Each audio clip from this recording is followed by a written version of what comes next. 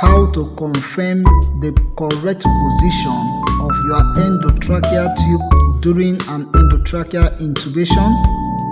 This is very necessary before securing the tube.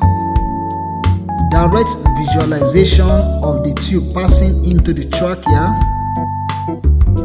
Observe for an increase in oxygen saturation in the patient. Observation of misting in the tube. Using capnograph to detect carbon dioxide in the exhaled gas. Do your 5-point auscultation to confirm the symmetrical air entry into the two lungs. This will enable you to know either the endotracheal tube is delivering equal air into the right and into the left lungs. Observation for chest movement is also a way to confirm that the tube is in the trachea. The chest should be able to rise and fall, showing ventilation, inhalation and exhalation.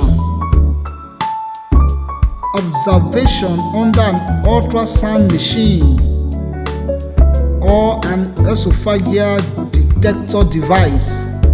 This machine or device will help to picture the position of the tube in the trachea, and it will give a direct vision to see that the tube is already in the trachea or in the esophagus. Ask for co-confirmation from your colleagues. After you have confirmed, allow your team member to also do necessary confirmation with you. This will also help to seal your confirmation or to discard your confirmation. Many more steps you can also do to confirm this tube. If you find this video very helpful,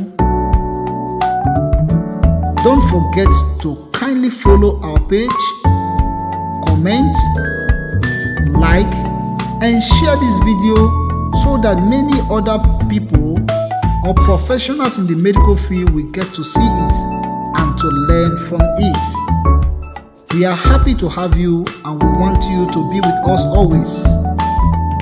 Thank you and do have a nice medical profession.